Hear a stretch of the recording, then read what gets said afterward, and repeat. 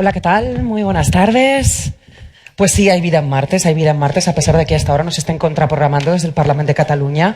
Quiero agradecer muchísimo a todos los que están hoy aquí, en este martes, su presencia, a todos los que nos están viendo por el streaming, precisamente hoy, que es el segundo martes de octubre y que estamos celebrando el día de Ada Lovelace.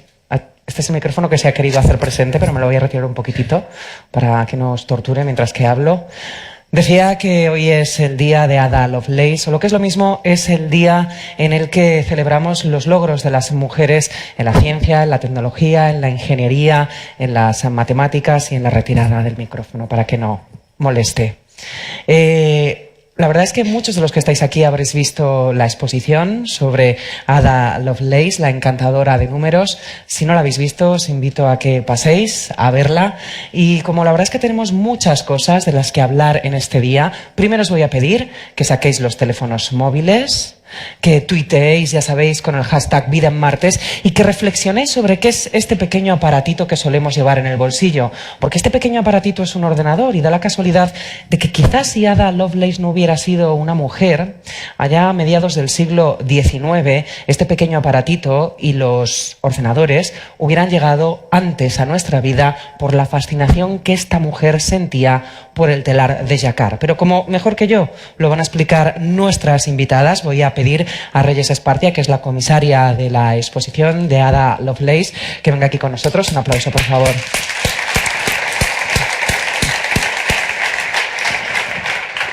Reyes, ¿qué exposición os ha quedado, Bonita. Os ha quedado una exposición absolutamente preciosa, con un personaje, bueno, que muchos de nuestros invitados supongo que seréis, no sé si adófilos o adaístas, o cómo podríamos llamarlo. ¿Cómo los llamamos? ¿Adaístas? ¿Cómo nos llamamos, quiero decir? Está. Está encendido.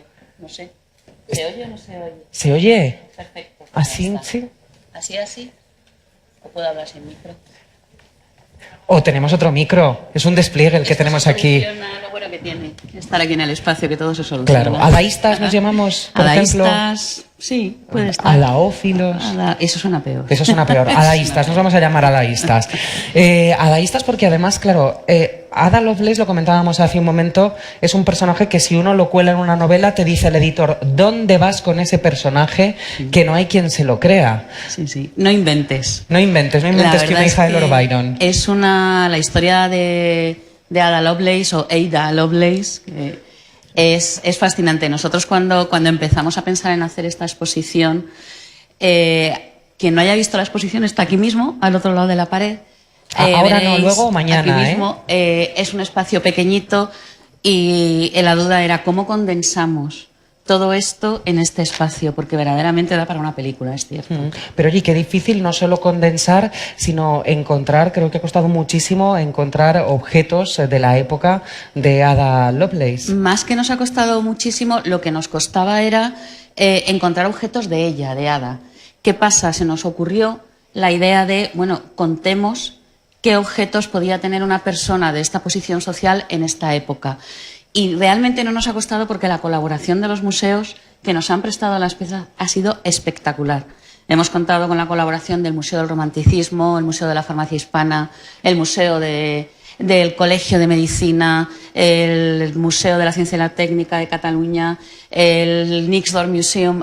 Todo el mundo, una vez que decías, estamos pensando en hacer una exposición sobre Ada Lovelace, ahí vamos. Entonces, verdaderamente, fue el proceso previo de pensar cómo hacerlo la parte difícil. Una vez que se ocurrió la idea de decir, oye, hagamos esto, contactar con los museos y la respuesta de ellos ha sido espectacular. Ha sido una maravilla. Hay una parte de la exposición que me parece muy bonita porque gran parte de la historia de Ada Lovelace nos llega gracias a las cartas que su madre tuvo a bien conservar para la posteridad. Ella era una gran escritora de cartas, ¿no? Incansable. Sí. Era incansable. Hay una anécdota que en una de las... Bueno, se carteaba con todo el mundo. Con Mary Somerville, Faraday, Babbage, con Augustus de Morgan, todo el mundo. Y hay una anécdota que en un momento en el que se está escribiendo con Babbage, el mismo jinete que llevaba y traía las cartas había ido y venido ya varias veces. Porque, como me decías esta mañana en tu carta, o sea, ya se estaban como Era entonces es una pasada Ella la velocidad a la que necesitaba el respondía. teléfono móvil ella en Absolutamente, aquella yo época. creo que le hubiera flipado. Lo que no podemos olvidar es que Ada Lovelace era una dama de buena posición, al menos su madre lo era, aunque ella acabara pasando penurias, y también esa historia de la dama de buena sociedad, casada con un caballero, queda reflejada en la exposición, ¿no? Cómo se vivía en aquella época. Esa es la idea, efectivamente, ver a través de sus objetos cómo debía ser su día a día. Por eso hemos puesto estos objetos como de tocador, tenemos pues unas pinzas para rizar el pelo, polveras, ¿qué utilizaría una persona de su clase social para escribir en aquella época?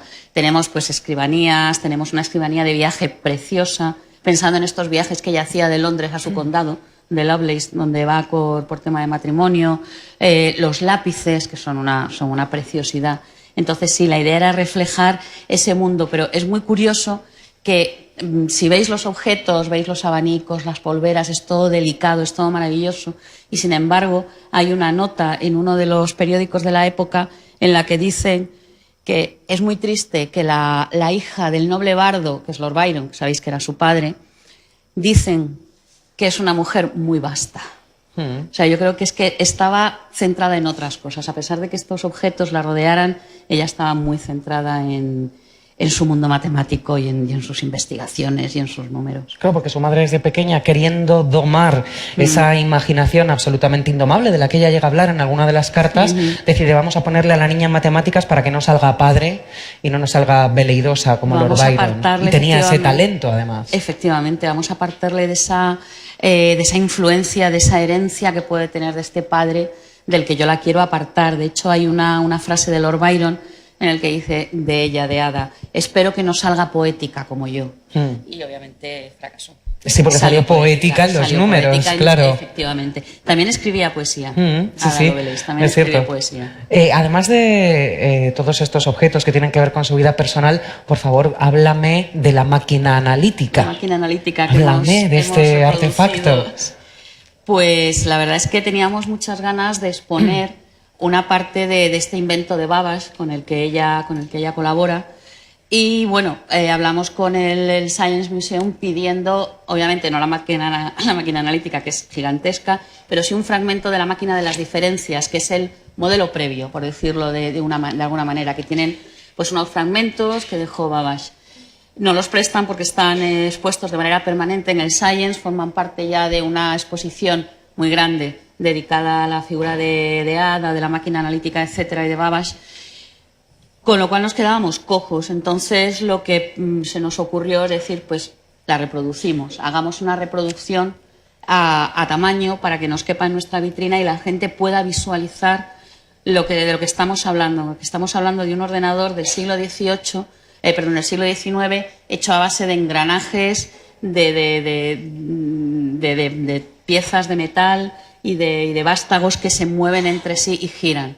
Entonces, bueno, pues nos hicimos con esta reproducción maravillosa que la verdad es que nos encantó en cuanto la vimos aparecer. Claro, reproducción maravillosa porque en su época Charles Babbage no consiguió que se pudiera construir la máquina como él quería por la precisión que era necesaria para construir esos engranajes. Era imposible, Claro. O sea, yo creo que es que no estaban en la época en la que tenían que estar. Claro. Era imposible que se consiguiera hacer, que además el tamaño hubiera sido enorme. Yo he leído cosas que, bueno, hubiera tenido el tamaño, para entendernos, de un campo de fútbol y que para moverla hubiera sido necesario una máquina, una locomotora de vapor para mover todos esos engranajes y además conseguir esa precisión. No estaban en el tiempo, está claro. Ya que nosotros estamos en nuestro tiempo, estamos viendo el cómic de... Aquí vemos a Ada y a Charles con semejante armatoste que era imposible construir y que da una idea de cómo era la máquina. Cómo hubiera sido el Sí. tamaño de la máquina analítica. Este dibujo pertenece a un libro cómic de Sidney Padua que recomiendo, pero de la manera más ferviente. Es maravilloso, es una invención. Esta es nuestra reproducción de la máquina analítica. Sidney Padua tiene este libro, Las aventuras de Babbage y Ada Lovelace, que una primera parte está dedicada a la historia real, por decirlo de alguna manera, y la segunda parte es una vuelta de tuerca. Ella se crea un universo de bolsillo en el que Ada y Babbage luchan contra el crimen con su máquina. Es maravilloso, pero no solo es la parte que nos puede gustar de los dibujos, a los que nos gustan los cómics, sino es toda la parte de documentación que tiene, que es brutal. O sea, tiene toda una parte de información y de documentación espectacular para conocer toda la historia de Ada y Babash. Pues Reyes, muchísimas gracias por esta exposición magnífica. Invitamos eso a todo el mundo que no la haya visto, que se pase por aquí, por el espacio Telefónica a verla. Muchas gracias. Muchas gracias a vosotros y espero que disfrutéis del martes. Muchas gracias. Por cierto, que ya que estamos hablando de dibujos, nosotros sabéis que en nuestra vida en martes tenemos a nuestro Enrique Flores, que le ha dado tiempo en este ratito de nada a dejar testimonio de esta charla. Es que he visto que ya pasaba soja y he dicho, Enrique ya tiene un dibujo. Es el dibujante más rápido a este lado de la calle Fuencarral, al otro del río Manzanares y de lo que sea. Entonces vamos a ver alguno de los dibujos. Sabéis que Enrique va a estar aquí durante toda la tarde. Todo lo que digan las invitadas va a ser recogido. Gracias, sí. Pero os lo digo yo, que todo lo que dicen es recogido en esos bocadillos absolutamente fantásticos. Os animo a que tuiteéis, a que hagáis las preguntas, porque sabéis que podéis hablar con nuestras invitadas por medio de Twitter. Como ya no hace falta mandar al jinete con la carta como hacía Ada, pues ahora es todo mucho más fácil. Y voy a pedir por favor a Adela Muñoz Páez que venga con nosotros. Gracias, Adela.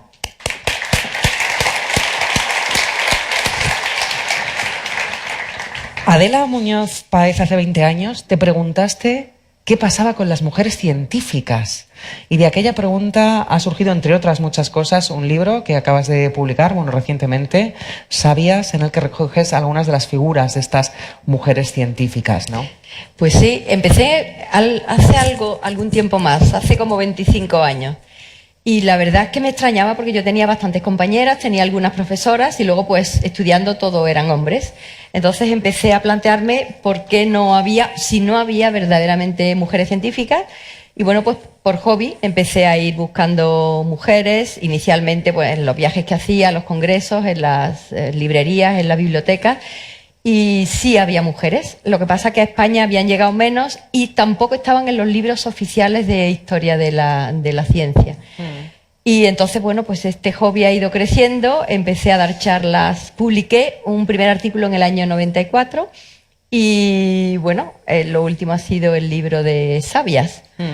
Y bueno, el libro de Sabias tengo que decir que me ha dado una gran satisfacción porque lo que yo pensaba que era un tema muy minoritario a lo largo de estos 25 años, lo de las mujeres científicas era algo que le resultaba ajeno, que le incomodaba incluso a las mujeres más feministas, porque parecía que no iban a entender lo que las científicas del pasado habían hecho.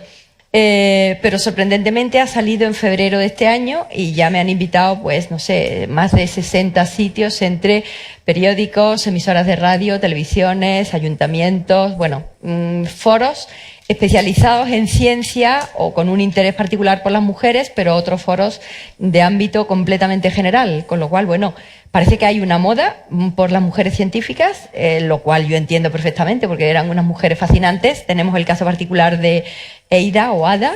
Eida. Podemos hacer una votación popular. ¿La llamamos Ada o la llamamos Eida? Es que claro, tenemos esta duda porque como es internacional la charla de hoy, además, no sé, ¿vosotros la soléis llamar Ada o Eida? Pues la llamamos Ada. Ada. Sorry. Ada e Ida para los amigos británicos. Ya está. Bueno, pues estas señoras científicas en general tienen unas vidas fascinantes porque para haber conseguido hacer algo en ciencia, aparte de una inteligencia excepcional, una capacidad de trabajo, concentración, pues tenían que tener otras muchas virtudes, como tener, bueno, una gran inteligencia emocional para superar todas las barreras a las que se han expuesto no solamente las mujeres, sino las mujeres que pretendían pensar. Eida o Ada sufrió particularmente la advertencia de su profesor, de Morgan, que le escribió una carta a su madre diciendo que ella era extraordinariamente inteligente, pero que el esfuerzo de entender y como se concentraba tanto en el estudio, que eso podía ser malo para su salud. Bueno, esto que decía este señor no era algo que se le hubiera ocurrido a él. Estamos hablando que hasta comienzos del siglo XX, el hecho de que una mujer estudiara mucho, se entendía que podía causarle perjuicios físicos severos, especialmente atrofia de los órganos sexuales e imposibilidad de tener hijos. Entonces, bueno, hoy día eso nos parece casi risible, ¿no? Pero eso era una realidad que sufrió Ada, pero que sufrieron luego muchísimas otras mujeres. Entre otros muchos datos de la información que he recopilado para escribir Sabias, que es una de las cosas que me encontré era que en los colleges femeninos de Cambridge, a finales del 19, los primeros que se abrieron, y comienzos del 20, hicieron estudios sistemáticos donde comprobaron que las mujeres que habían estudiado no tenían ni más ni menos problemas para tener hijos que las que no, para intentar desmontar esa creencia tan arraigada. Entonces, verdaderamente, las mujeres científicas tuvieron que superar muchos escollos, y las que con todo eso en contra consiguieron hacer algo, es que verdaderamente eran excepcionales, tenían unas personalidades completamente fuera de serie. Entonces, bueno, pues me alegro muchísimo que la sociedad esté descubriéndolas, porque son un auténtico, bueno, fuente de inspiración, unas vidas llenas de pasión, de entrada, pasión por el conocimiento, por el estudio, y por supuesto, pues aventura. También. Totalmente. En el caso de Ada, ella tenía tan claro el estigma que suponía ser mujer, lo tenía tan absolutamente asimilado, que siempre se quedaba como en un segundo plano, y que incluso cuando hace las notas, iba a decir la traducción, pero hace más que una traducción, hace las notas del esbozo de la máquina analítica inventada por Charles Babbage, que es la traducción del artículo de Menabrea, ella ni siquiera se atreve a firmarlo con su nombre para que no se identifique que es una mujer, por si eso podía ser un menoscabo, como así iba a ser posteriormente de la difusión y del respeto al texto, ¿no? Bueno, sí, eso era así. Estamos hablando de primera mitad del siglo XIX y ha seguido siendo, estábamos comentando que incluso hasta finales del siglo XX, con una autora que ha alcanzado recientemente muchísimo éxito. Eso ha sido así. Estoy recordando otra mujer tan fascinante como Ada, que también con una vida llena de aventuras, peligros, Marie-Anne Pauls Lavoisier, la mujer del que ha sido llamado padre de la química. Ella tuvo un papel fundamental en el desarrollo de la química como dibujante a escala de todos los aparatos que usó Antoine, traductora del inglés y del latín, también como ayudante en el laboratorio. Bueno, tuvo muchísimas tareas y una de ellas fundamental fue traductora. Lavoisier tuvo muchos debates científicos con colegas ingleses. Él no hablaba inglés, entonces Marie era la que traducía toda la correspondencia que mantuvo con varios científicos. Y ella, por ejemplo, fue la que tradujo el ensayo sobre el flogisto de Richard Kirwan, a partir del cual Lavoisier desmontó esa teoría que era completamente, que no tenía ningún fundamento. Bueno, pues en la librería Bodleian de Oxford pude consultar la primera versión de la traducción que hizo Marie de esa teoría. Entonces, al final tiene unas cuantas notas donde no firma ni siquiera con las iniciales, firma solo como nota del traductor. Entonces pude ver en ese libro que se conserva allí, es una de las joyas que he tenido el placer de consultar como miembro de esa universidad. Ella tampoco puso ni siquiera sus iniciales, y en las figuras pone sus iniciales, en las figuras que son suyas. Entonces las mujeres se han escondido siempre, y bueno, hay veces que nos han escondido y las han escondido. Claro. También. Que todavía casi peor. Decías antes que ahora hay una especie de moda por la recuperación de estas mujeres científicas.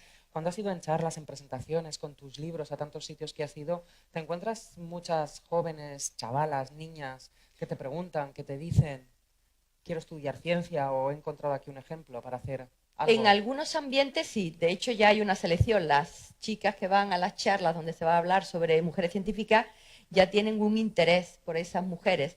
De una forma general hay áreas como, por ejemplo, química, por supuesto, biología, medicina, que son una abrumadora mayoría, matemáticas, hasta hace muy poco, que la mayor parte de los estudiantes eran mujeres. Pero luego hay otras, como física, donde creo que no han superado el 20%, y otras donde está reduciéndose, como es el caso del campo en el que Ana trabajó, que es ingeniería informática. En una obra de teatro que estamos haciendo, mis colegas, una de ellas es ingeniera informática y ya tiene grupos de alumnos donde no hay ni siquiera una chica. Y si hay una, pues decide irse a otra carrera. Grupos, estamos hablando de 60, 70 alumnos. Entonces, eso es un problema, porque nos está faltando el talento en sus primeros estadios. Entonces, sí, hay muchas chicas interesadas en la ciencia, pero no sé de dónde viene la idea que la tecnología, la informática no es cosa de chicas. Incluso las matemáticas, que durante 20 años han tenido una presencia femenina en las facultades como alumnas de un 50, 52, 54%, hay algunas universidades como la de Barcelona donde una profesora me estaba contando que este último curso eran solo el 24%, Solo en el una 24. tendencia desde el 2004 hasta ahora de una reducción constante. Según ella no ha hecho un estudio, simplemente viene mirando esos datos desde el año 95, observó una subida, un valor en torno al 50% y ahora hay una bajada desde el 2004, que ella atribuye, pero no lo sabe porque no lo ha verificado, a que ahora las chicas perciben que las matemáticas son una materia muy relacionada con la informática, con los big data, en fin, con la tecnología, que es cosa de chicos. Entonces, bueno, el ejemplo de Ada es hoy más necesario y más valioso que nunca. Esta mente tan privilegiada, creativa, poética, valiente y sobre todo con esa pasión de la que estaba imbuida, que le hizo superar la oposición de una madre que la controlaba férreamente para dedicarse pues a entender y a ir un poco más allá en el estudio de las matemáticas. Yo creo que ella es hoy particularmente un ejemplo muy necesario para intentar parar y revertir esa tendencia del poco interés que las chicas jóvenes tienen hoy por las matemáticas y por la informática. Adela, ya que hablamos de poética, me has mencionado una obra de teatro con un grupo de compañeras, creo que podemos ver algunas fotos. Sí, vamos a hacer así. Vamos a ver las fotos en un momento. ¡Tin! Otro. Es que me faltaba un bit o una tarjeta del telar. Tenéis un grupo de teatro en Sí. el que cada una representáis a un personaje, a una sabia Sí. histórica y también... Aquí tenemos aquí nuestra están las Ada. fotos. Aquí está Aquí nuestra tenemos Ada, nuestra Ada. sí. Bueno, ella es una ingeniera informática que da clase en la Escuela Superior de Ingeniería Informática de la Universidad de Sevilla. Y bueno, ella se encuentra con que hay algunos grupos de alumnos de 60 donde no hay ni una chica o a lo mejor hay 2, 3. Bueno, esto surgió por un hombre que tiene una hija ahora que tiene, me parece que 11 años, que quería demostrarle a su hija de una forma muy palpable que ella podría hacer cualquier cosa que ella quisiera y que no le estaba vedado nada, ninguna profesión por el hecho de ser mujer. Entonces, como él trabaja en esta escuela y se encontraba con que no había muchas alumnas, pues quiso ilustrarla de una forma, bueno, que le llegara más que a través de un libro o a través de una conferencia. Y se le ocurrió ir buscando a 5 profesoras para que nos metiéramos en la piel de 5 científicas del pasado y luego al final de la obra saliéramos vestidas como, bueno, con unos vaqueros. Tenemos una foto fantástica que nos hizo uno de los asistentes que hay hoy entre el público, donde combina los personajes pasados y los personajes actuales para que su hija y el resto de las niñas de su clase, de las compañeras y de los compañeros, para que vieran que las científicas éramos personas de carne y hueso, bueno, que con nuestras rarezas, como todo el mundo, pero que teníamos familias, hobbies y que seguíamos teniendo la pasión por la ciencia que habían tenido todos estos personajes. La del centro es Eddie Lamar, está Hipatia de Alejandría, yo soy Marie Curie, que estoy por allí con una bicicleta, y aquí tenemos a Rosalind Franklin, que ella no fue informática, pero fue una química brillantísima, cristalógrafa, una matemática, porque tuvo que interpretar los difractogramas de rayos X, que fueron la base fundamental para desentrañar la estructura del ADN, a pesar de lo cual no se reconoció su contribución, porque cuando es el Nobel por la resolución de la estructura del ADN se entregó, ella ya estaba muerta.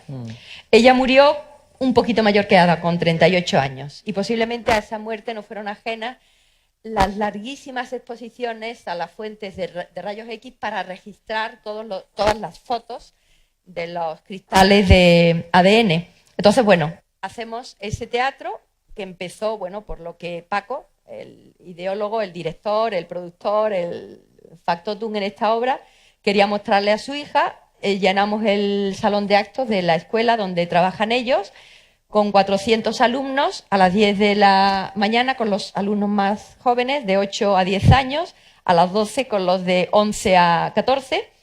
Y bueno, lo que inicialmente iba a ser esa función, pues tuvimos muchas peticiones de otros colegios que no pudieron ir. Ya llevamos 19 representaciones, lo han visto más de 5.000 espectadores, fundamentalmente alumnos y alumnas. Y bueno, ya tenemos un grupo de científicas en Cataluña que están haciendo esta obra por los colegios, otras en Cantabria. Y de la representación última que hicimos en Pamplona, pues hay un grupo de ingenieras, todas las ingenieras de la Facultad de Ciencias de la Universidad Pública de Navarra, pues se han unido para hacer otra representación. Bueno, están reuniéndose para elegir sus personajes y montar ellas su propia obra por los colegios de Navarra. Entonces, bueno, esperamos que esto sirva para mostrarle a las niñas y a los niños, por supuesto, que la ciencia también es cosa de chicas. Estoy segura que entre esos 5.000 espectadores ya habrá alguna que se habrá animado y que habrá descubierto la vocación. Esperemos, pero no solo pretendemos eso, pretendemos también transmitir al resto de los espectadores, aunque vayan a hacer pues derecho, económicas, la belleza de la ciencia. Marie Curie, en uno de los últimos discursos que dio, justamente fue aquí en España en el año 34, un año antes de morir. Ella dio una conferencia que se llamó El porvenir de la cultura. Entonces ella apelaba a la belleza intrínseca de la ciencia, el deseo más noble que el hombre, el ser humano, el hombre y la mujer, por supuesto, tiene es entender el mundo que le rodea.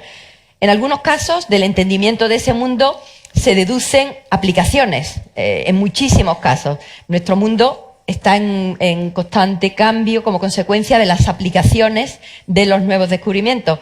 Pero lo que Marie quería resaltar en esa intervención preciosa que hizo aquí en España fue que la ciencia intrínsecamente tiene una gran belleza y nosotros también queremos transmitir esa belleza, la pasión por descubrir que sintieron estas mujeres y que hemos sentido nosotros.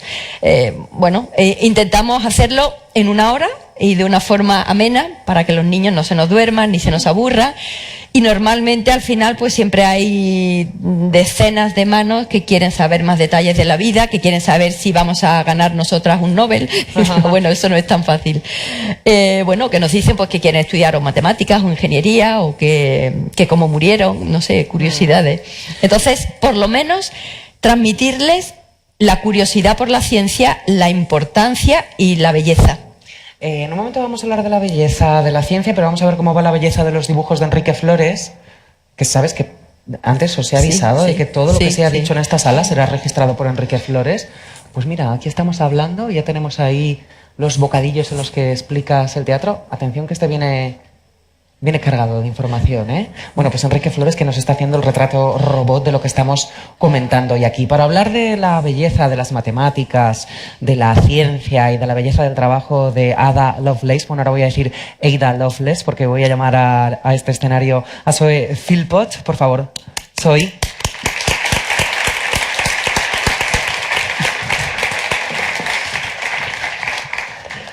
Claro, si hablamos de belleza, del trabajo de Ada, hay que hablar también de cómo esa belleza se termina reflejando en el trabajo de Zoe Philpott. Zoe tiene un espectáculo que os invito a ver, que es absolutamente maravilloso. Ada.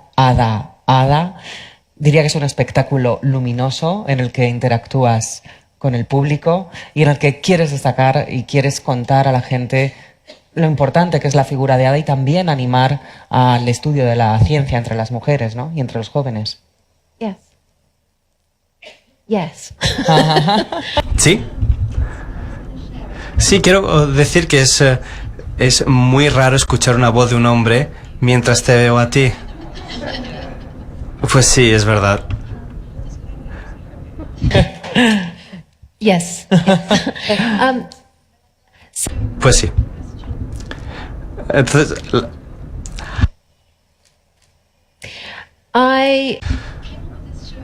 Pues se me ocurrió este espectáculo porque iba andando por Londres y estaba en el centro de la ciudad, en Piccadilly Circus, y vi un grupo de turistas que estaban ahí de pie al lado de la estatua de un hombre, una estatua de bronce, y se estaban haciendo una foto, y yo no sabía por qué esa familia, que parecía que venía de Malasia o de algún sitio así, se iba a interesar por una estatua.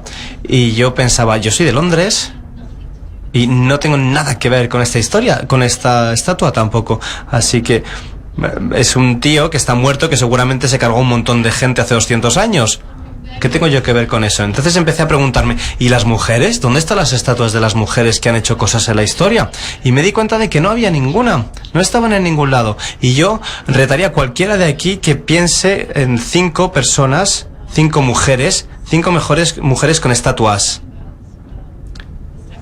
Y no me refiero a la Estatua de la Libertad, porque es la idea de una mujer, no una mujer.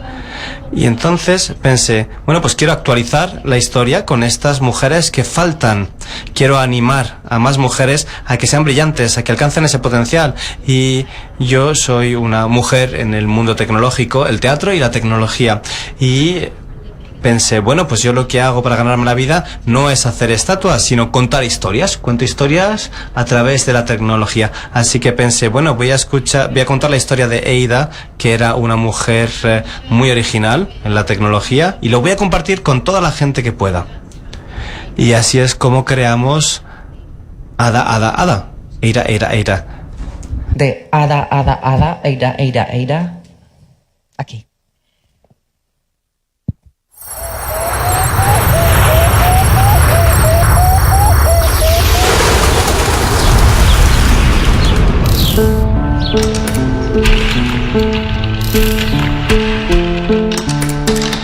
It will become the tool of our imagination.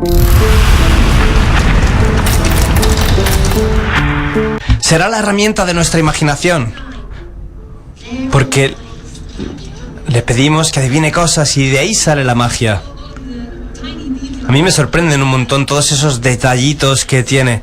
El vestido y los efectos tecnológicos me encantan. Ahora sois vosotras el motor analítico. Hay menos gente en la tecnología de lo que necesita la sociedad.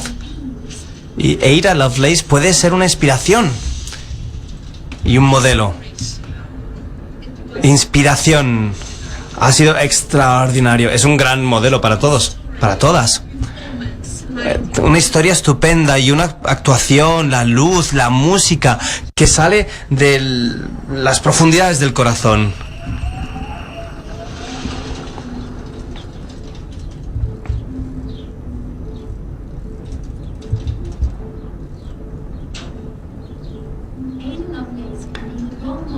Ada Lovelace puede ser el modelo que las mujeres y los hombres necesitan hoy para darse cuenta de lo que puede ser hoy la tecnología para todos.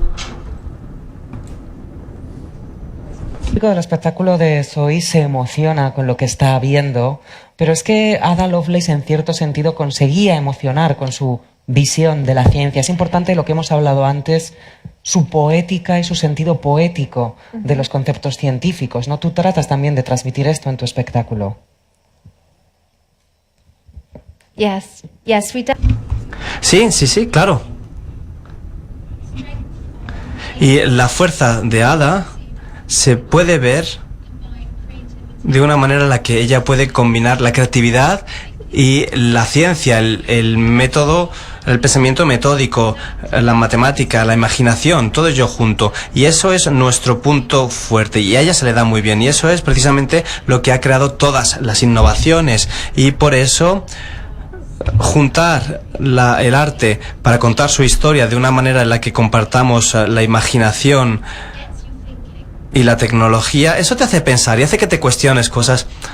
Esa combinación realmente aspira a inspirar y emocionar al público. Y lo que hacemos es que juntamos esa emoción de la tecnología con la reconstrucción del motor analítico mediante una cuerda. Porque no se espera que hables de tecnología con una cuerda. Y por supuesto todas las ideas vienen primero de la mente y luego se verbalizan y luego se dibujan, luego se piensa, se aplica. ¿Por qué no vamos a usar cuerdas? Porque un grupo de personas que se juntan con sus ideas para compartir y usar su imaginación y luego exploran y se meten en la tecnología o en la ciencia es una forma muy natural de trabajar en todos los aspectos, en innovación. Y cuando yo estaba investigando el trabajo de Ada, descubrí dibujos y juegos que habían estado haciendo los dos en papel con Lavoisier, y ellos hablaban no solamente en cartas sino en persona. Y sí, la actuación tiene mucho que ver con la inspiración, con el juntarse con personas que hablan, que actúan, que juegan, y es lo que nos queremos compartir de la historia de Ada. ¿Por cuándo vamos a poder ver tu espectáculo en España? We're here. Pues ya estamos aquí en la fundación. Bueno, traednos a la fundación, invitadnos. Por cierto, que hasta que venga Zoe aquí a hacernos su espectáculo, os invito a que veáis una charla suya muy interesante en TEDx Budapest, en la que ella cuenta un concepto mucho más interesante todavía del que empezabas a hablar hace un momento, y es el concepto de cambiar la palabra history para que evolucione hacia otro concepto distinto o otros conceptos distintos. Me gustaría que lo explicaras. Okay. Sí, creo que... Bueno, lo que he descubierto tampoco es nada nuevo. Es que el idioma inglés tiene una bendición. Tiene history, que significa his story. Es su historia de él. His, su de él, su historia de él. Y hay muchas palabras así. Nosotros no queremos que sea history, su historia de él, sino su historia de ella, her story. Y a mí lo que me gustaría hacer es que sea nuestra historia. Para mí es muy importante que no solamente hablemos de las mujeres. Igual que los niños tienen los modelos de la historia que suelen ser hombres blancos. Me gustaría ver a todos los jóvenes y a todos los padres viviendo una historia o experimentando una historia actualizada en la que participen personas de distintos colores, sexos, la comunidad LGTB y todo el espectro, todos, para que nosotros seamos los escritores de la historia. Y la historia, no pensemos que la historia es solamente de él, de los hombres. La historia debe ser nuestro relato, de todos. Y cuanto más hagamos juntos, entre todos, para crear esas historias, mejor.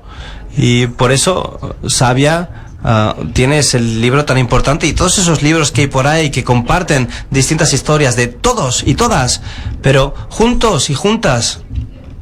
Y hoy está muy bien porque hay muchos hombres y mujeres aquí, pero generalmente en este tipo de eventos tienes un hombre y yo estoy así. Así que está bien. Preocupante tendencia en las universidades españolas, sobre todo en las universidades que tienen que ver con matemáticas y con informática, a que el número de mujeres haya descendido. ¿Esto se está produciendo también en Inglaterra? Porque en esa charla hablabas de cómo ha bajado, ¿no?, el número de mujeres relacionadas con carreras científicas o con trabajos. It's true. Es verdad. Hay menos mujeres que trabajan en la tecnología de lo que había hace 20 años. Y en las facultades hay menos mujeres que estudian en ciencia, tecnología, ingeniería y matemáticas. Es un 9% solo. Y hace muchísima falta. Yo me centro sobre todo en la tecnología porque soy más directa en mi sector. Pero en el sector de la tecnología hay empresas que les está empezando a costar encontrar gente que haga los trabajos. Hay muchos trabajos que aparecen cada año nuevos y cada vez hay menos gente que lo haga. Así que tenemos que empezar a hablar a las mujeres también. Se está invirtiendo dinero en grandes empresas para que vayan de verdad a buscar a esas chicas a las que le interesa, desde jóvenes. Y eso es muy importante. Y también tenemos que desarrollar los negocios para que desde dentro entiendan que las mujeres también tienen una función en todas las etapas del negocio y no hay que dejarlas atrás, ni tiene que haber una diferencia entre lo que se permite a un hombre o a una mujer en cuanto a la familia. Hay que cambiar también que los hombres puedan cuidar también de la familia igual que las mujeres, porque los hombres parece ser que no se les da el tiempo. ¿Cómo es en España? Aquí ¿qué pasa con este tema? ¿Los hombres sacan tiempo para cuidar de la familia? Ayudar. ¿No? Yeah. No, ellos ayudan. How can women really Sí, bueno, ayudar a las mujeres, apoyar a las mujeres. ¿Y si les damos la vuelta? Tiene que ser igual, ¿no? En todos los aspectos, para que se pueda encontrar a las personas para la industria. Por streaming, que esto se hace entre todos, quiero decir que es lo que tenemos que apuntar. Y para ya terminar de hacer entre todos y todas esta charla de hoy, voy a invitar a Boyi, por favor, a que venga con nosotros aquí al espacio Telefónica, a este escenario.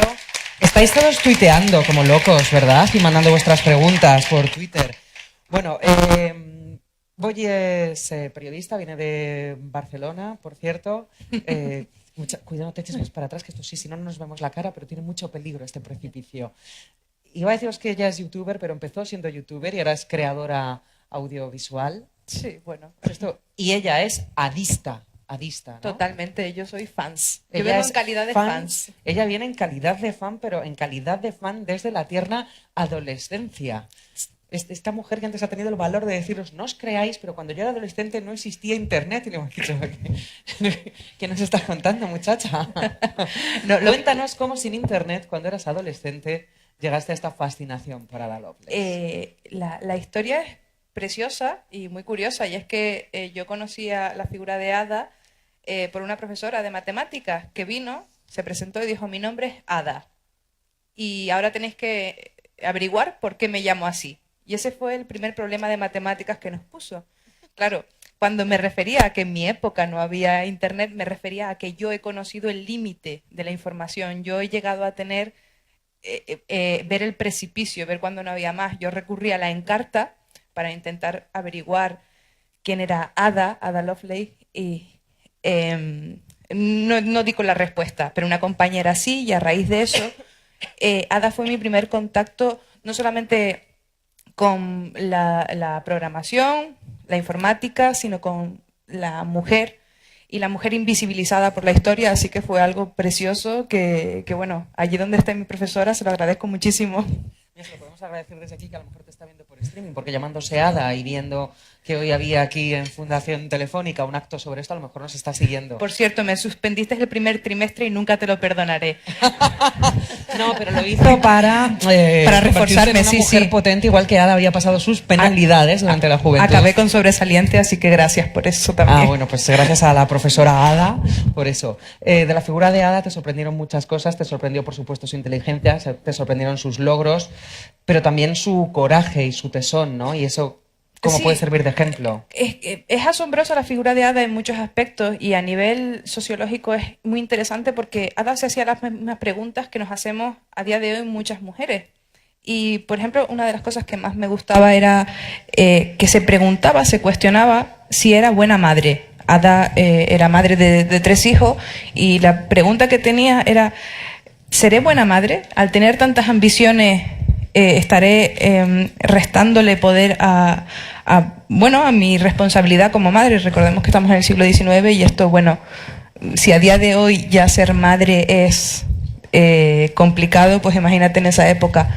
Y eso me pareció brillante, y aparte que aunaba ciencias y letras, que ahora mismo son antagonistas, y que vivimos un puente a lo mejor entre divulgadores o científicos que están consiguiendo comunicar a todo el mundo la belleza de las ciencias, y eso ya lo hizo Ada hace 200 años, entonces no deja de ser maravilloso y muy inspirador sobre todo.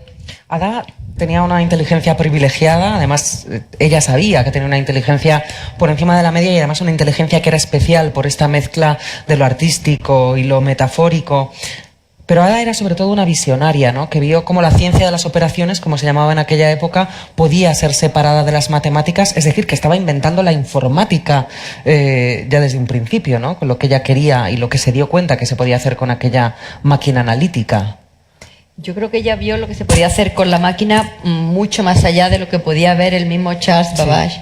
Entonces sí, claro, ella no solamente vio que una máquina podía hacer cuentas, bueno, podía hacer unos cálculos más o menos complejos, hizo este programa para calcular estos números de Bernoulli, sino que ella anticipó que las máquinas incluso podrían llegar a crear arte, crear música.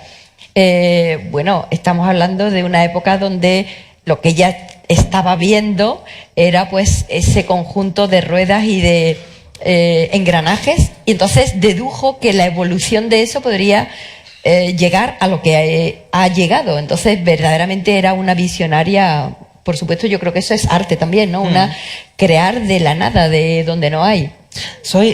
Con el vestido que tú llevas en Eira, Eira, Eira, lo controlas con el guante, se encienden los LEDs y es una especie de metáfora de cómo funciona la máquina analítica. Porque en el fondo las tarjetas de la máquina analítica eran como lo que luego hemos llamado bits, ¿no? Como esos LEDs que se encienden en tu vestido. Así que gracias a eso podemos entender cómo era este pensamiento de Ada Lovelace. Yes. Eso es. Y los LED, como acabas de decir, eran una metáfora para que ella se descubriera a sí misma como proyectando una luz hacia el futuro. Tiene 4.400 LEDs el vestido. Eso quiere decir que cada luz tiene un comportamiento independiente de los otros con un programa distinto. ¿Quieres que entre los detalles técnicos? ¿Sí? Bueno, venga. Venga, pues me voy a meter muy técnica. No, tampoco. Eso quiere decir que en el teatro normalmente ves unas 400 luces. En el Teatro Principal de Madrid a lo mejor tienes 400 luces. Y este vestido tiene lo que tienen 11 teatros juntos. Y eso lo controla el actor con el guante durante la actuación.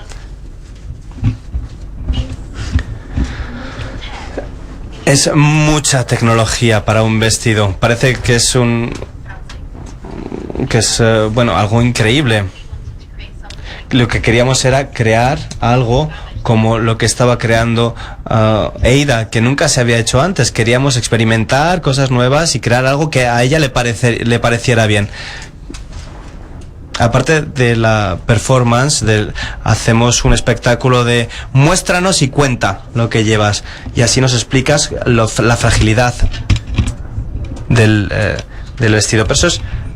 Ella se arriesgaba, ella desafiaba las normas, ella experimentaba con muchas cosas y eso es parte de eso, porque puede que no funcione, a lo mejor no funciona, así que imagínate, a veces duele mucho crear y hacer todas esas cosas, como lo que hacía Ada con toda su red y lo que hacía con Babbage. Había otras personas que participaban y que permitían que eso fuera posible. Así que no era solamente ella, era una combinación de un montón de gente en una sala que crea muchas cosas increíbles y al final consigues llegar a la luz, lo cual es genial.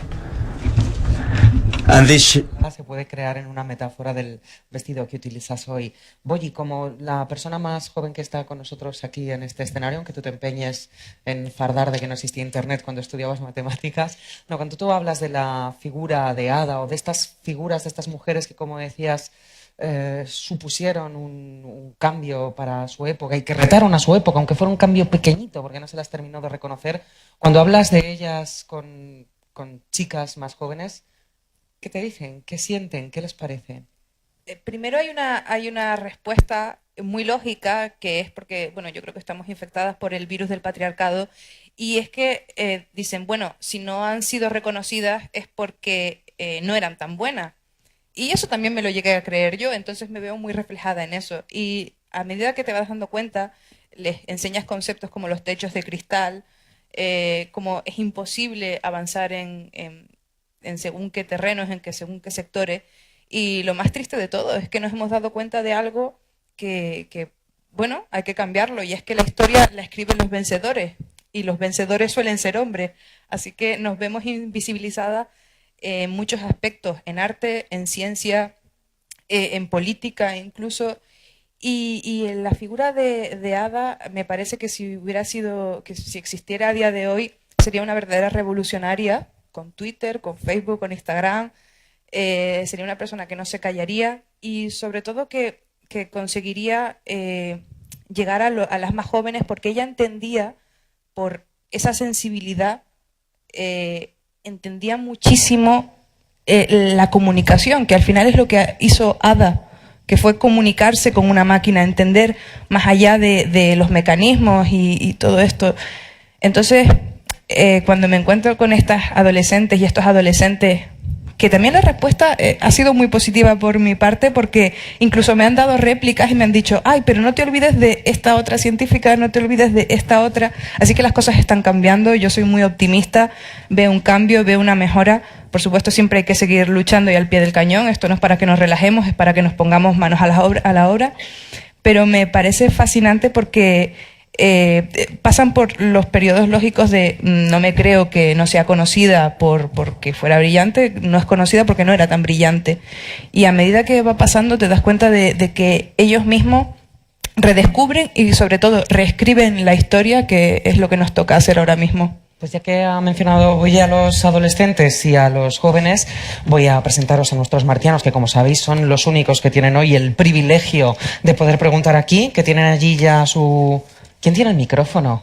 Ah, lo tiene Andrea, el micrófono. Ellos son los únicos que podéis preguntar, pero yo os recuerdo, voy a mirar mi teléfono. Uy, está esto que arde de twitters con vuestras preguntas. Ha sido irónico, o sea, animaos, por Dios. Pero mientras tanto, Andrea tiene el micrófono, así que, por favor. Bueno, pues hola. Y mi pregunta era, hablando un poco sobre el tema de las clases ahora universitarias, de carreras de física, o de, bueno, matemáticas, informática, que es verdad que hay muchas menos chicas, es muy difícil encontrar una clase que tenga mayoría de chicas. No puede ser que sea un problema de la educación, porque al fin y al cabo, chicos y chicas, mujeres y hombres, recibimos las mismas clases en el colegio, en el instituto, las clases son iguales. Entonces, ¿qué es lo que está marcando que las mujeres no quieran entrar a ese tipo de carreras? ¿Qué problema tenemos en la sociedad o en la educación? Buenísima pregunta. Bueno, es una pregunta compleja. Si tuviéramos una respuesta, pues tendríamos una solución. Yo creo que hay muchas cosas. Estaba comentándome ahora ella, que tiene un hijo de 4 años y que estaba volviendo a su casa después de ir al colegio, y le estaba diciendo Frozen es una serie de chicas, ahora con 4 años, cuando había pasado de una guardería a un colegio.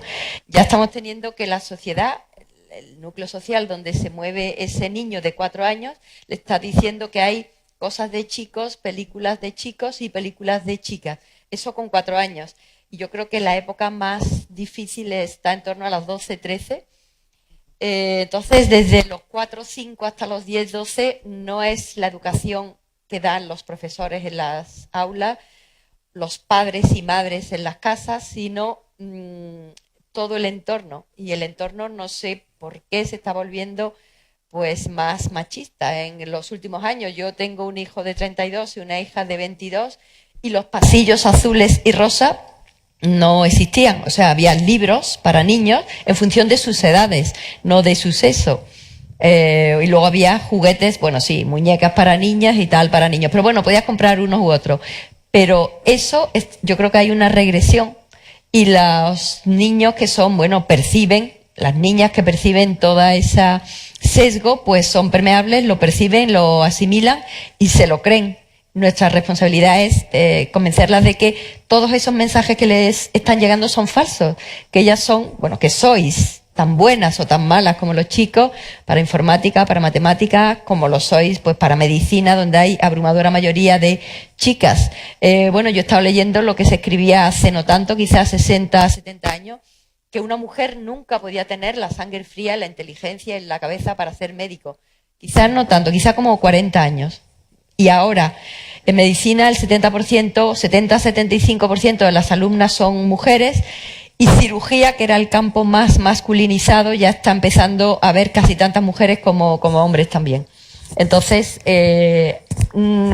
no sé por qué motivo se le dan a los niños y niñas muchos mensajes que les van calando y que algunas pues parece que se creen que hay unas cosas, unas tareas que no son cosa suya.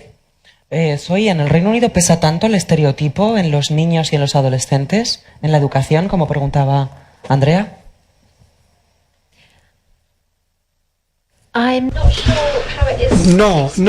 No sé cómo se experimenta en las clases, pero sí que sé que hay una teoría que en los años 80 creo que fue cuando empezó más o menos la informática, se estaban creando los cursos de informática y de ordenadores, y con la llegada de los juegos, por ejemplo, se decidió incluir mucho de esa parte de los juegos en los cursos de las ciencias informáticas, y eso coincidió con la caída, el declive de la implicación por parte de las chicas, porque los juegos que utilizaban para enseñar no resultaban atractivos para las chicas. Por ejemplo, los juegos de tiros, todo, ¿no? De matar. Ahora ha cambiado mucho la cosa y hay mujeres que juegan, o sea, hay mayor número de mujeres que juegan, ¿no? Y hay juegos distintos. Yo no sé cuál es ahora la situación, pero sí sé que por hablar con, por ejemplo, profesores que enseñan física, la semana pasada él me decía que solo tenía una alumna que es una chica en sus clases de nivel de asignatura A, de asignatura principal. Así que realmente peor que eso no creo que pueda ser. Peor que uno es imposible. Puedo hablar de mi ámbito y mi mundo, que es el mundo de las redes sociales, y recuerdo que el principio de YouTube éramos todos chicas, todos, absolutamente. Y con el paso del tiempo se ha convertido en un reducto de chicos y chicos heteros, que antes era más chicas y mundo LGTBI, y ahora de repente es solamente chicos y chicos heteros. Entonces han huido las chicas y han ido a otra red social, a Instagram. Entonces creo que todos estos flujos migratorios raros de sociales, digitales, vienen determinados por la falta de empatía. O sea, creo que es la clave de todo esto. O sea, el mensaje que ellos están construyendo en redes es muy, muy dirigido a chicos. Entonces nos divide, nos separa, no conseguimos empatizar, no conseguimos conectar, y creo que las herramientas que tenemos ahora mismo a nuestro alcance son brutales para conectar más que nunca. Creo que estamos también, en un sentido muy positivo, armando una revolución. Y en sentido de la carrera, yo estudié periodismo y éramos 60% chicas y 40% chicos, y la verdad es que yo viví esa diferencia y la he vivido con los años, y como cada vez había menos chicas que optaban por esas carreras y se dirigían al mundo del arte, y lo más preocupante, que lo dejaban la carrera porque no se sentían respaldadas, porque no se sentían integradas, y bueno, porque los académicos eran hombres que no sabían comunicarle a ellas, lo que también es muy preocupante, y creo que si no el problema per se, es un síntoma de que hay un problema muy, muy, muy, muy profundo en nuestra sociedad. Eva Gascón nos pregunta por Twitter: necesitamos más libros como el de Adela Muñoz para que lleguen a las escuelas. ¿Hay algún proyecto dirigido a reescribir Her Story? No sé si alguien está pensando. Personally, I'd love to do more. Yo personalmente me encantaría hacer más cosas de las que estoy haciendo a día de hoy, pero sí que sé que Wikipedia, por ejemplo, tiene un grupo que está diseminado por todo el mundo, y ellos se reúnen en ciertos días en que todos escriben y todos actualizan la Wikipedia con historias acerca de mujeres. Hay un antimovimiento en Wikipedia que luego borra su trabajo, que es realmente una lucha increíble, y la razón por la que lo hacen en ciertos días y a ciertas horas es porque lo quieren inundar para poder conseguir que se queden el mayor número de historias y que no sean borradas, lo cual creo que es increíble. Es increíble que yo creo que haya gente por ahí pensando que hay que eliminar las historias tan pronto como se crean. Es increíble, hay que luchar contra eso. Mujeres, bueno, y lo que estaba contando ahora Boyi, tuve conocimiento a través de las redes y luego en una reunión donde estaban dando los datos de las chicas gamers que se sentían incómodas, hicieron un foro que se pretendió celebrar en Barcelona en julio de este año y fueron sometidas a tal acoso que lo cancelaron. Bueno, esto es... La buena noticia es que consiguieron hacerlo más tarde. Finalmente, pero yo no entiendo cómo hay hombres que pierden su tiempo acosando a chicas porque van a hacer un foro un foro pequeño, solo de chicas. Y no entiendo qué es lo que mueve a esos hombres a dedicarse a acosar un pequeño grupo de chicas que quieren estar cómodas entre ellas, reunidas y discutir de sus juegos. Yo creo que se sienten heridos, sienten que sus privilegios pueden ser eliminados, cosa que me parece ridícula, porque al final lo que buscamos es tener los mismos privilegios, pero cuanto más herido se siente el opresor, más ataca, más hiere, y ahora mismo estamos en un momento de sangre, de ebullición, y a mí creo que es también positivo, muy entre comillas, ver esa bilis, ver cómo se encienden de esa manera, porque significa que estamos haciendo algo bien, que estamos yendo por el camino correcto. Pero sí, es alarmante que cada vez sea más, y en el caso del evento que comentaba, finalmente se consiguió hacer, fue un éxito absoluto, y por eso hay que seguir, como dice Zoe, al pie del cañón y luchando siempre.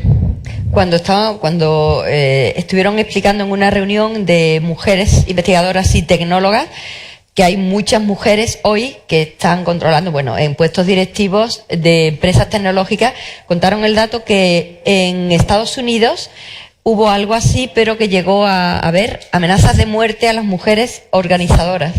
O sea, una agresividad que tuvieron que cambiar números de teléfono, incluso direcciones, su casa donde estaban viviendo. Entonces,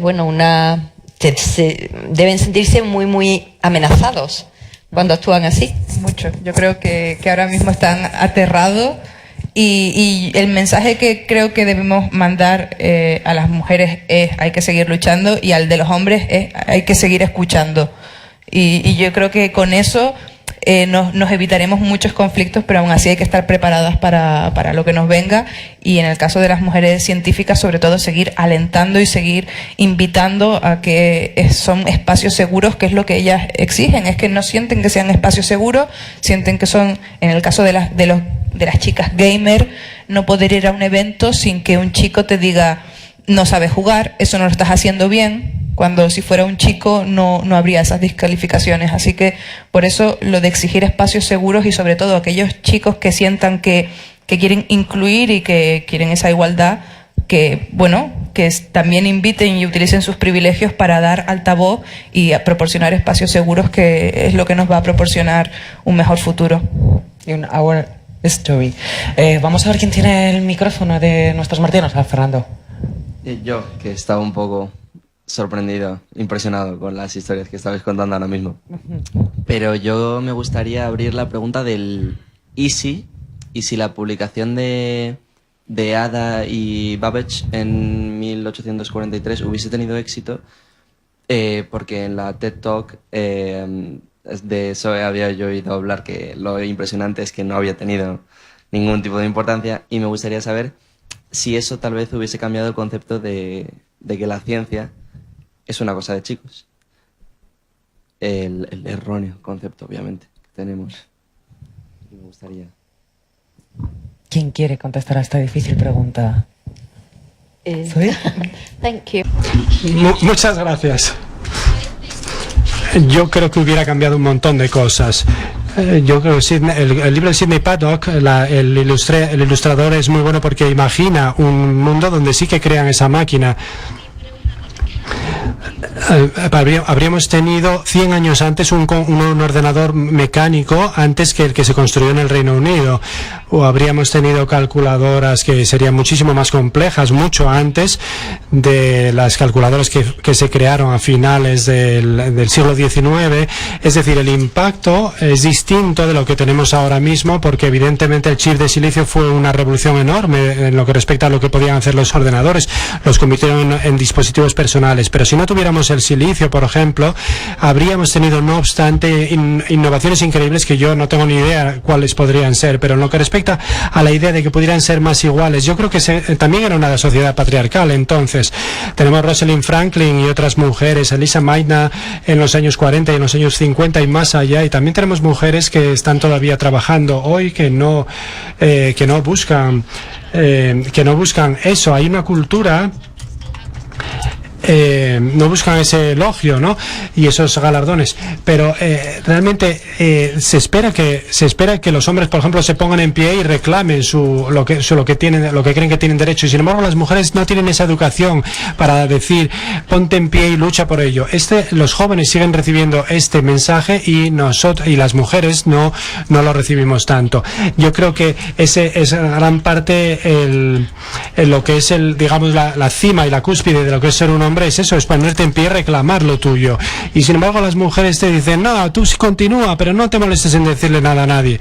Es un poco esta la idea. Si Ada Lovelace y Babbage lo hubieran hecho, yo estoy seguro de que mucha gente la habría sabido, pero no creo que necesariamente nadie hubiera pensado nada muy allá, hubieran dicho, nada, una mujer que ha hecho una cosa.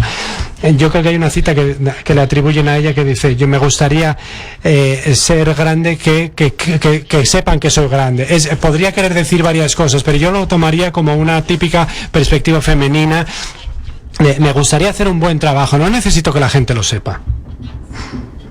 Y yo creo que hasta que eso cambie, las mujeres no se espera de ellas que se pongan en pie. Yo creo que de todas formas deberían, ¿eh?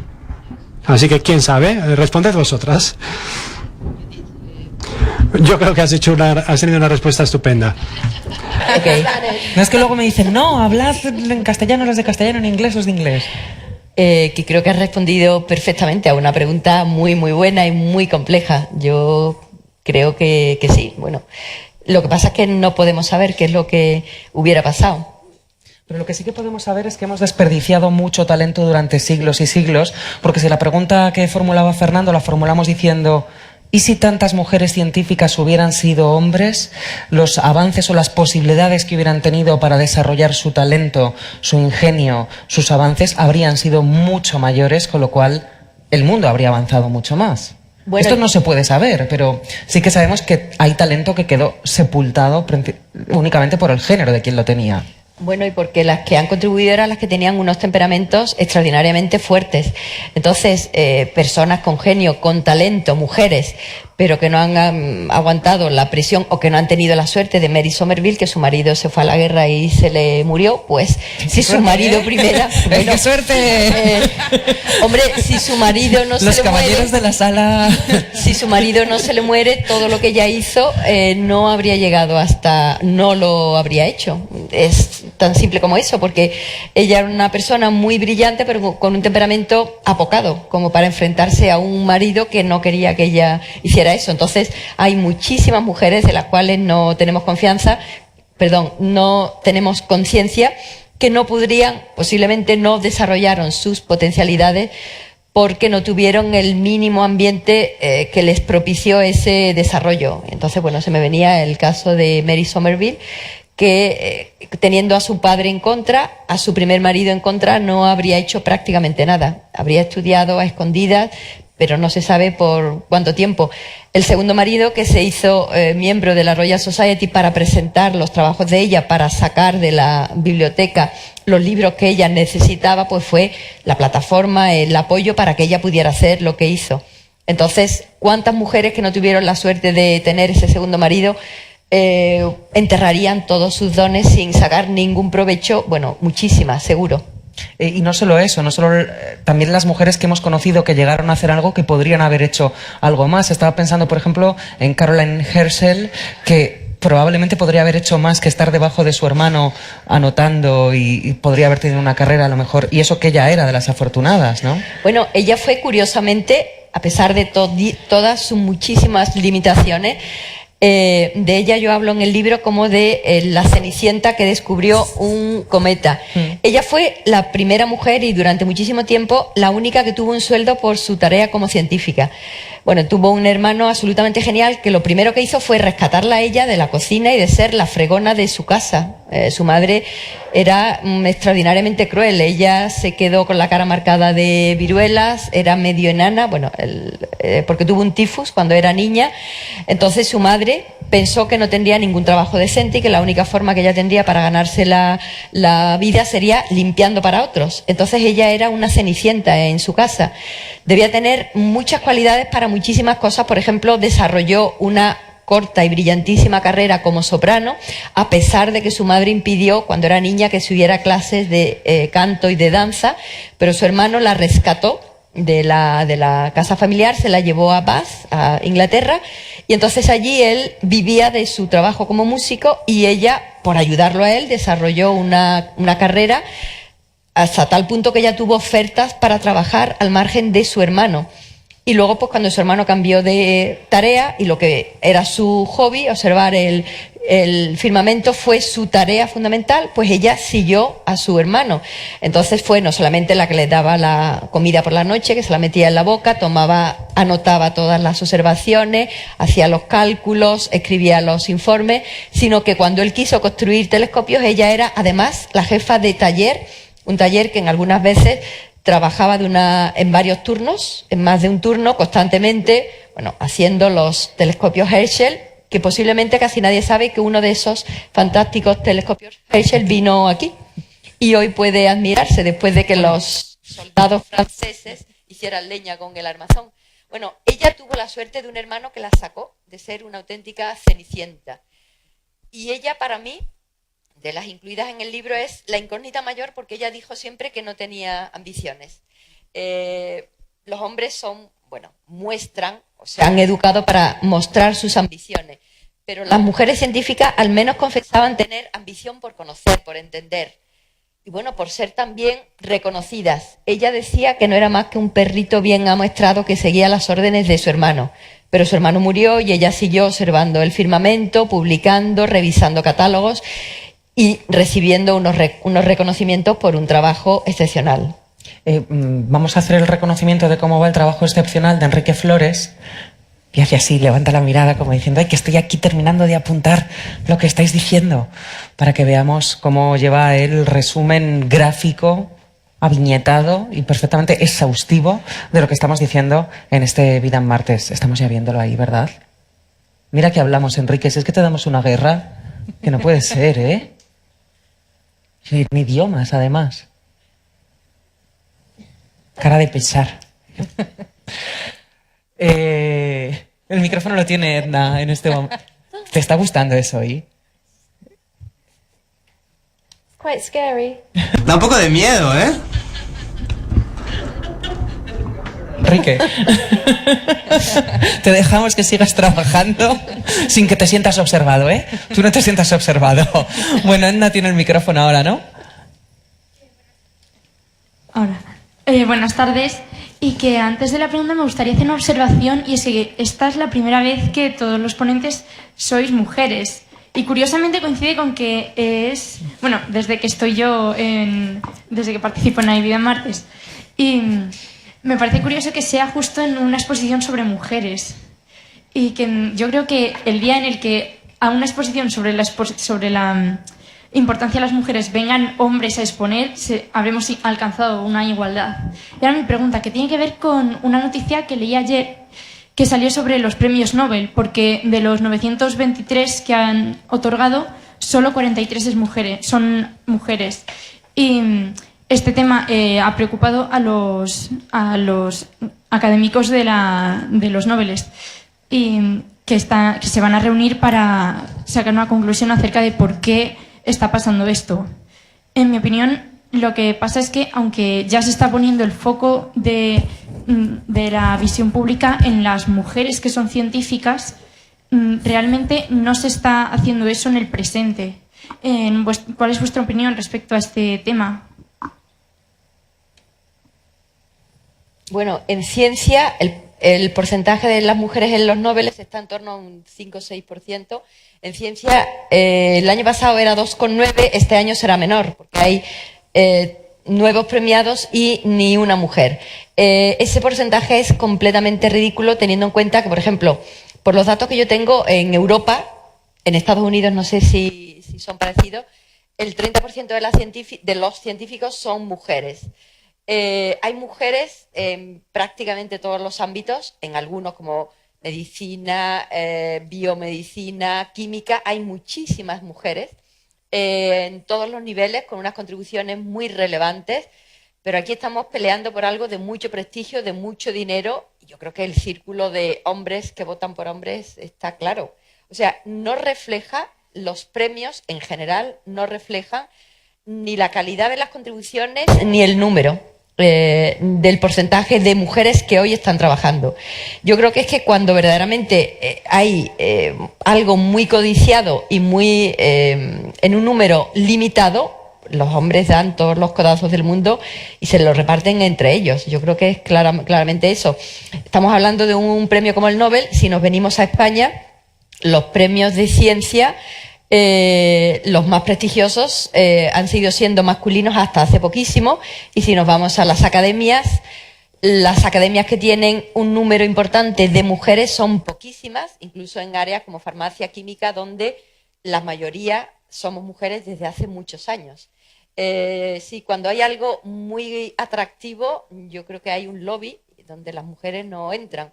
Entonces tiene que haber unas leyes que fuercen a que los hombres abran ese foco y vean a las mujeres que están con ellos, que están trabajando con ellos. No se resuelve solo, como casi nada. No, claro. Boya sentía, mientras que hablaba Adela, claro, es curioso que los académicos digan, ¡qué escándalo! Vamos a reunirnos para ver qué estamos haciendo los académicos. Sí, esto me recuerda a... es un paralelismo un poco raro, pero hay una serie maravillosa que es BoJack Horseman y tiene un momento en el que invitan a la televisión a 4 hombres para hablar del aborto. Pues esto es un poco lo mismo. Esto no hace falta que sea una serie, esto ocurre todos los días. En muchas tertulias. Sí, hombres hablando de qué tiene que hacer la mujer con su cuerpo, ¿no? Pues esto es exactamente lo que está pasando ahora, que los académicos se reunirán. Bueno, pero ¿qué puede estar pasando? ¿Cómo puede estar fallando el sistema?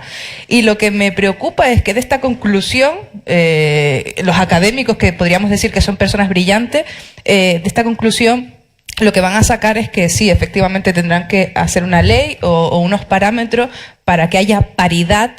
Y lo peor de todo es que esto va a ser otra arma que va a utilizar el patriarcado para decir que no son méritos reconocidos, que es una limosna que se nos da a las mujeres. Porque si no hemos conseguido los méritos hasta el día de hoy es porque no nos hemos esforzado lo suficiente. Y conceptos de nuevo como techo de cristal volverán a pasar a un segundo plano y volveremos a obviarlos e ignorar por completo que lo que se está haciendo de nuevo es invisibilizar a las mujeres. Porque a día de hoy tenemos mujeres brillantes haciendo... En la lista de Forbes de las grandes fortunas, y no son de grandes fortunas, sino grandes mentes con grandes fortunas, había solamente 4 mujeres y todas estaban relacionadas con profesiones estrictamente relacionadas con el mundo de la mujer, belleza, moda, y esto es muy triste. O sea, no estamos cambiando los roles, no estamos consiguiendo nada a gran escala y que se tengan que reunir, o sea, me parece un circo, sencillamente una absurdez para intentar perpetuar y mantener esto un poco más de tiempo. ¿Creéis que no hemos avanzado tanto? Lo formulo así diciendo hemos, pero no hablo solo de las mujeres, hablo de la sociedad, porque creo que la lucha por la igualdad es una lucha social. Yo creo que conseguimos muchísimas cosas en los 80 y como pasa después de cada gran revolución, te relaja. Ya hemos conseguido bastantes cosas, ahora vamos a relajarnos.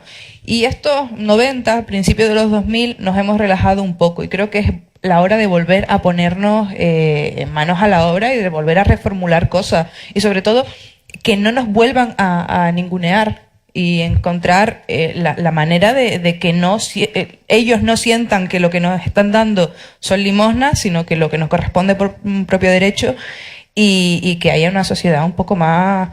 es que no sé cómo definirlo sin ofender a nadie, pero hay una sociedad que provoque que nuestros hijos no nos den más vergüenza que nuestros padres. Qué buen mensaje es ese, que esté para tutearlo ahí.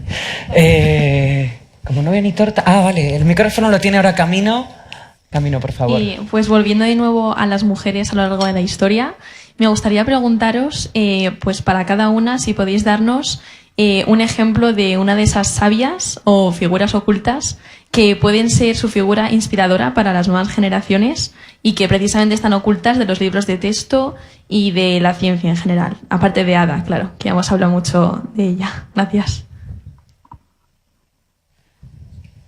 Bueno, yo creo que hay muchas. Yo tengo en el libro unas 25, pero porque prefería hacer un desarrollo más profundo de la vida y del trabajo de cada uno, pero quedaron fuera muchísimas más. No sé, hemos nombrado el caso de Karl Herschel, una figura que le gusta mucho a los adolescentes, es una señora del siglo XVII-XVIII, María Sibila Merian, que es el primer entomólogo de campo. Es una señora que en esa época ella se crió en los gremios. Los gremios eran un espacio de una relativamente menos agresivo para las mujeres, porque podían aprender una profesión en un nivel inferior al de los hombres, lo cual les daba un cierto estatus, y también conocer a sus futuros maridos, con lo cual los matrimonios arreglados no eran con desconocidos. Bueno, pues esta señora no solamente aprendió la profesión de su padrastro, el dibujo, sino que ella estaba fascinada desde pequeña con los gusanos de seda y con la metamorfosis. Entonces ella estuvo toda su vida criando gusanos para intentar entender ese fenómeno tan fantástico. Estamos hablando de una época y de una zona donde se había quemado muchísimas mujeres por brujas, por cosas menos llamativas que criar lo que se pensaba entonces que eran bestezuelas del diablo. En esa época se pensaba que los insectos eran producto de la podredumbre, que no eran seres, que no eran animales, no eran criaturas de Dios, sino del diablo. Bueno, pues esta señora en un momento dado se casó con un colega que conoció en el gremio, se separó de él, se fue a una secta, se fue de la secta y terminó en Surinam para ver a los insectos tropicales. Allí hizo una colección, una clasificación, volvió a Holanda, allí escribió el catálogo más completo en su época sobre insectos tropicales, que se vendió muy bien. Ella se hizo famosa, pero en los siglos siguientes fue completamente descalificada por no saber latín, por ser mujer y por no tener una información académica. Las mujeres no podían entrar en las universidades, luego era bastante difícil. Bueno, pues esta señora, María Sibila Merian, no fue noble, no fue rica, no fue madre de ni hija de, sino fue una señora que, a pesar de vivir en un entorno no particularmente favorable para el estudio, fue dueña de su vida, fue negociante, fue artista y fue entomóloga. Entonces, bueno, murió en el 1716, creo. Es una figura fantástica. Ha sido reconocida por Alemania y por Holanda. Nació en Alemania, murió en Holanda, que se la disputan en el siglo XXI ya, como ciudadana. Y uno de los reconocimientos que tuvo es que ella ilustró los billetes de, no sé si 50 o 100 marcos alemanes, en los últimos. Ahora sus dibujos son objeto de la codicia de los coleccionistas y ahora se reconoce que fue la primera persona que fue a estudiar los insectos en su hábitat. Algo que, bueno, hoy se considera como un logro.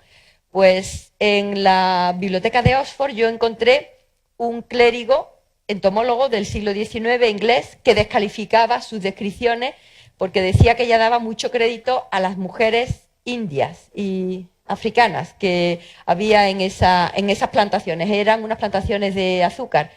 En concreto, este clérigo descalifica una descripción que ella hace de la marabunta.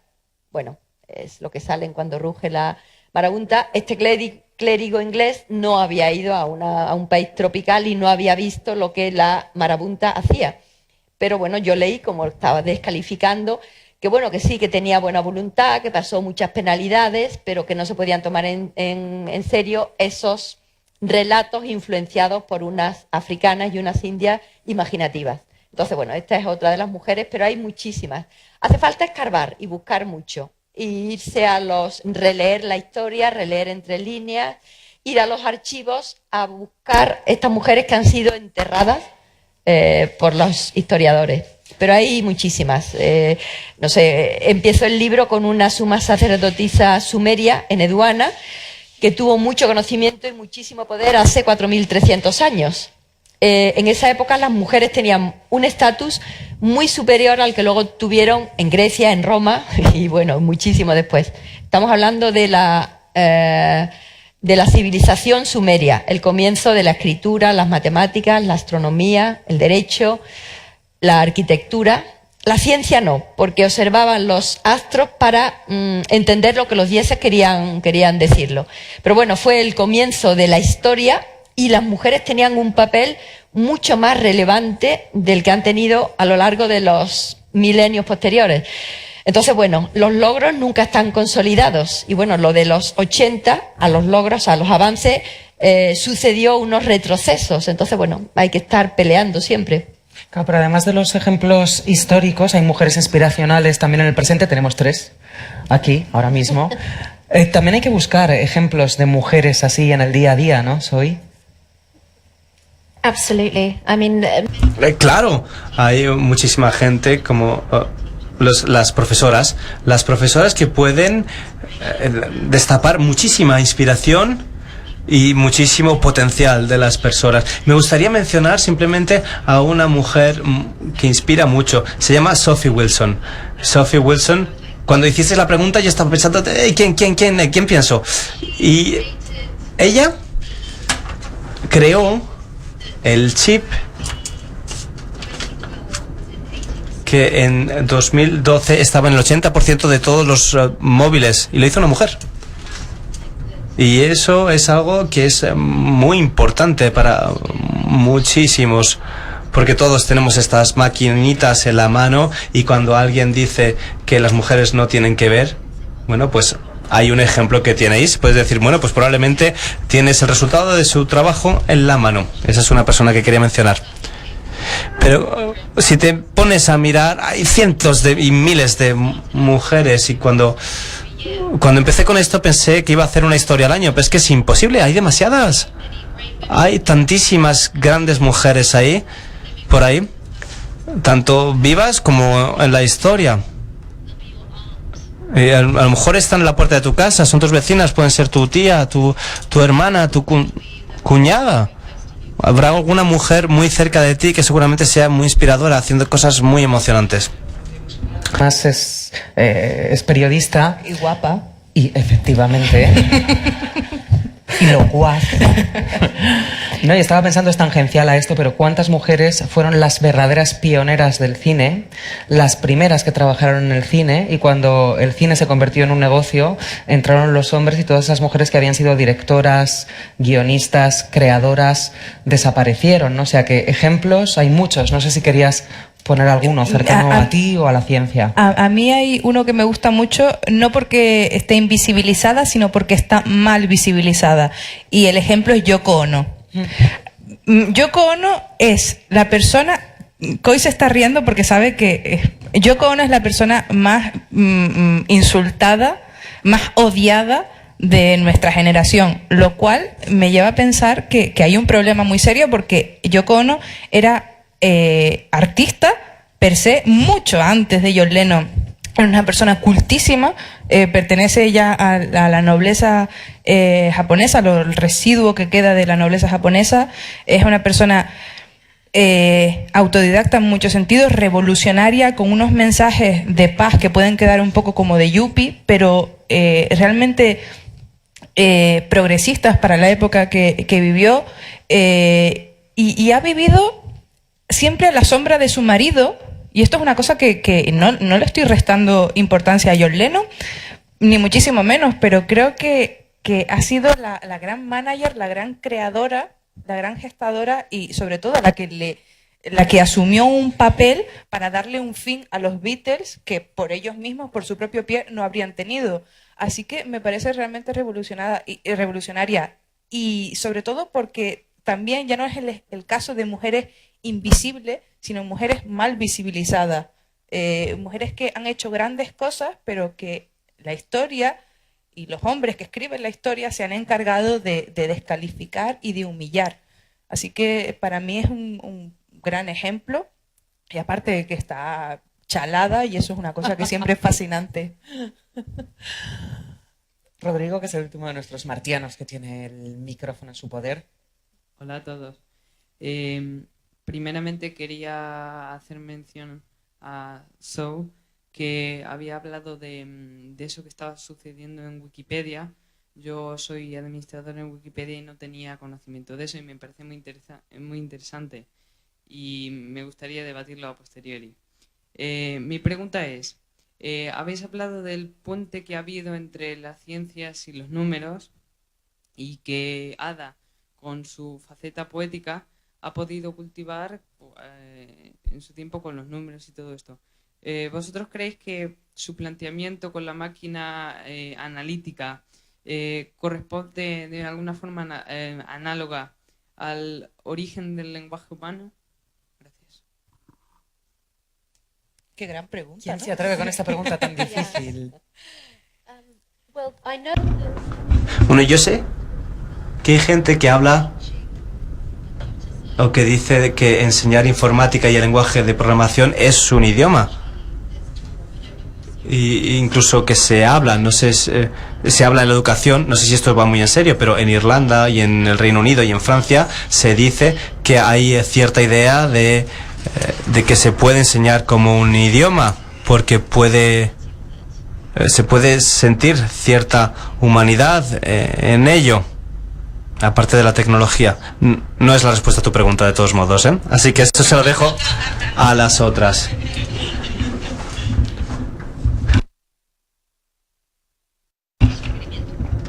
Para considerar una forma de comunicación, una nueva lengua, lo que sí estaba pensando es que la división que se está hablando aquí entre las ciencias y las letras o las humanidades es artificial. Yo creo que es contraproducente. Normalmente se piensa que los científicos son fríos. Para que la ciencia avance hace falta tener temperamento, o sea, ser emotivo, apasionado, emotiva, apasionada, porque tú tienes los datos, pero tú tienes que dar una interpretación a los datos y tienes que plantear nuevos experimentos diferentes de los que se han hecho hasta ese momento. Entonces, eso requiere una creatividad que normalmente no se asocia con la ciencia, que parece que es eso, frío, pero no. En la ciencia hay también arte, hay creatividad y, por supuesto, tiene que haber pasión, porque si no, no se consigue nada. O sea, si tú haces los experimentos que han hecho otros y ves los mismos números y no se te ocurre buscar otras posibles relaciones o posibles interpretaciones, la ciencia no avanzaría. Entonces, decir que la división es artificial y el carácter de Ada, que tenía facilidad, una enorme facilidad para las matemáticas y también una gran sensibilidad artística, yo creo que es lo que distingue a los y las grandes científicos actuales. Hace falta tener esa doble vertiente y, bueno, transmitir la idea de que la ciencia requiere mucha creatividad. De hecho, antes de que a los científicos se les llamara científicos, se les llamaba filósofos. Sí, hasta hace relativamente poco. Efectivamente, relativamente poco. Esa creatividad de la eureka, ¿no?, que hay que tener. Sí, pero, por ejemplo, yo iría más lejos. Tú hablas de que es irreal y que esta división no existe, pero ocurre, ¿cuántos niños no hemos fracasado en ciencias porque no hemos tenido un profesor adecuado que nos lo explique exactamente con la pasión? Tenías a Ada. Yo tenía a Ada, por supuesto, o sea, yo soy una privilegiada. Tenía a Ada y tenía a Rosa para historia, o sea, yo he tenido una suerte que me considero muy privilegiada porque todos mis profesores me han inyectado en menor o mayor medida la pasión por todo lo que he estudiado, excepto el profesor de física, que nunca cuajó esa relación. Pero ¿Física, bueno, educación física o física? No, física y química. Yo me llevaba mal con la de educación física. No. Y la cosa, bueno, para enseñarte que esta división existe, por ponerte un ejemplo, uno de los canales con más reproducciones en YouTube es de un profesor de matemática que prácticamente ha educado a la totalidad de alumnos de mi generación, justamente porque en las clases no consiguen conectar con ese profesor que nos ha apasionado, y en el caso de este hombre es muy muy apasionado. En el caso también hay muchos canales de divulgación que aunan conceptos, que consiguen hacer accesible, que creo que es la palabra, en todo esto. Y respondiendo a tu pregunta, creo que sí, creo que Ada enunció, y de forma pues muy loca, pero enunció la importancia de la comunicación, porque al final es lo que ella era una comunicadora, era una mediadora, una traductora. Y esto lo estamos viendo a día de hoy, que todavía necesitamos esos traductores, esas personas que nos faciliten el camino al entendimiento, y me parece que ella fue, si no la primera, la mejor en exponerlo. Rodrigo, que querías comentar algo sobre lo de Wikipedia. Nos comentabas que tú eras editor en Wikipedia y que no conocías este asunto de cómo se estaban borrando y sepultando otra vez. No sé qué es lo que querías comentar o si querías añadir algo a esto. Ah, que está el micrófono ya por allí. Que no lo tenía. Es que como has dicho a posteriori, pues Claro. yo pensaba que ahora querías comentar algo. Ah, bueno, no, que básicamente no tenía conocimiento de eso. Sí que sé que ha habido editatones, se llaman en analogía a lo de maratón, editatón, en varias ediciones de Wikipedia para reflejar a la mujer. Se han hecho muchísimos, pero no tenía constancia de esa otra vertiente, y sería muy interesante poder destaparla, porque se sabe lo que se está haciendo en pro, pero también es bueno saber qué es lo que se está haciendo en contra, porque si no sabemos quién está haciendo en contra, no podemos combatirlo. Es eso. Bueno, yo querría, es fundamental que haya gente que esté escribiendo, bueno, gente joven como tú, escribiendo en Wikipedia, porque Wikipedia es nuestro espejo hoy.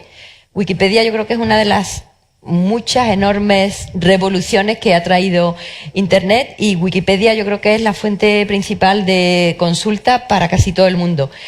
En Wikipedia, lo último que yo leí, no sé si eso está cambiando, creo que las mujeres editoras no llegaban al 10%. No llegan. Entonces, de nuevo, estamos escribiendo una history, no her story. No, el caso es que no estamos escribiendo la historia. Claro, nosotras. O sea, las mujeres no están escribiendo. Luego vienen otros hombres que las borran. Bueno, ahí lo de Wikipedia es una potentísima arma. Que, bueno, puede tener este sesgo porque no hay mujeres, pero eso es un defecto nuestro, ¿no? No estamos dando el paso al frente. Entonces hace falta este ánimo de los editatones. Lo de Wikipedia, para sabias, pero también para el libro previo que antes escribí, el de la historia del veneno. Empecé en el 2006 y he visto cómo se ha ido haciendo cada vez más potente, más fiable y más imparcial, y con una calidad mejor. En el 2006 yo tenía como referencia máxima, por ejemplo, la Enciclopedia Británica, y en el transcurso de muy pocos años vi que en la británica había un sesgo machista, homofóbico, europeocéntrico, feroz. Y no era consciente hasta que no vi otras fuentes. Entonces, bueno, la gente que denuestra que la Wikipedia, que no es fiable, que no es buena, yo creo que no. El peligro que yo estoy viendo, porque la sigo consultando muchísimo, es que hay, la Iglesia Católica está reescribiendo muchísimos capítulos, en particular los que vengo leyendo yo, los que tienen que ver con la ciencia, donde, bueno, su relación con Galileo fue de amor absoluto, casi hay que ponerle como un monumento. Y no es solo uno, sino muchos artículos muy bien documentados, estupendamente escritos, y que otro compañero que escribe también sobre ciencia me estaba comentando, indignado de cómo se está reescribiendo, y eso tiene mucha relevancia porque es la principal fuente de información ahora para casi todo el mundo. Entonces, la Iglesia ha manejado información desde siempre.